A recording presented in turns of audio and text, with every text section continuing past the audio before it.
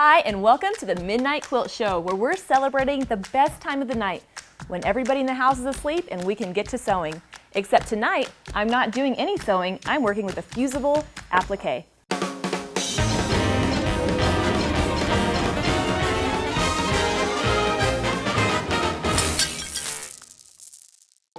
So I've got my 5-inch pre-cut squares, and I've already put my fusible interfacing on the back. And what that does is let me iron that stuff right onto the background, which means no sewing, which means amazing.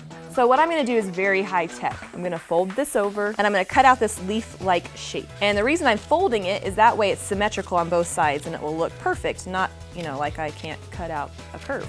There we go. There's the first one. Looks exactly like a leaf, don't you think? And then I'm gonna do it again to the inside and make a little leaf. It's like a mama and a baby leaf. And that's step one. Now I just have to finish the rest of the pack.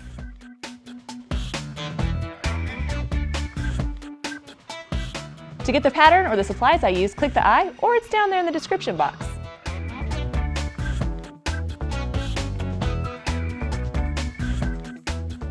It's like fall time in Missouri here. Now all I have to do is peel off the little papers off the back of this, which is mildly satisfying in a weird way.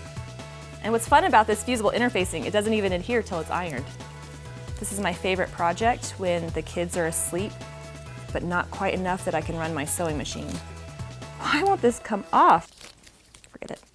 One less leaf for this wreath. I thought I was done. I forgot about the little ones. It's always the little ones you gotta watch out for. Great, now I have my background piece to the size I want it, and I'm gonna start laying my leaves out to make somewhat of a wreath shape, somewhat round. Really, there's no certain process to this. I'm gonna lay them out in a way that I think looks cool. And then I'll lay the little ones in and kind of fill in. That's what I like about these little guys. They kind of just fill in, and they make me feel a bit like Bob Ross, right? Here's a pretty leaf, and there's a pretty leaf. But I'm gonna get a quarter of the quilt done and think that looks fine, and then I'm gonna use the iron to adhere it down.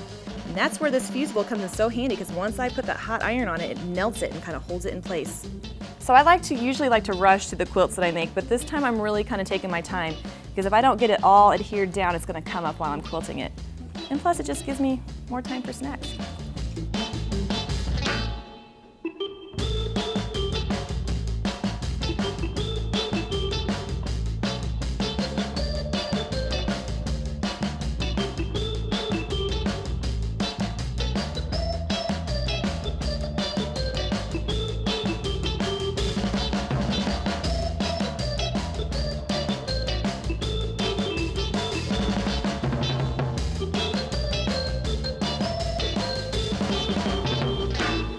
Now the top's ready for the quilting.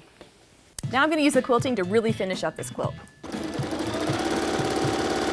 So this quilting is actually stitching down that leaf and holding the layers together, which is great. It's kind of like a 2-for-1 kind of deal. Now I need to make sure that I stitch the inside of this leaf down too. So what I'm going to do is just go around the inside as well. It doesn't have to be super close. I just need to hold it in place. I'm going to go ahead and maybe add a little bit of detail in the center. I'm going to work my way right back out. I'm really not worried if I have a lot of lines, because you're not going to see it with the quilting anyway. So after I go around the leaves, I need to fill in around the outside, and I think it'd be fun to echo. Echoing is a great way to really separate that leaf from the rest of the quilting. I plan on doing some really fun stuff in this background, so by echoing, I can make sure that fabric doesn't really just disappear. And honestly, I don't really have a rule of thumb for how many times I echo. I'm just having fun with it and just filling it in.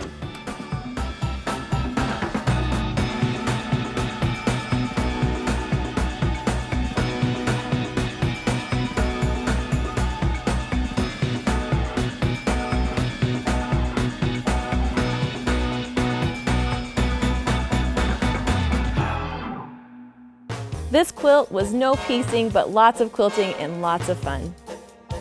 Thanks so much for joining me tonight. Don't forget to subscribe so you can see what I'm up to next week. And until then, happy quilting.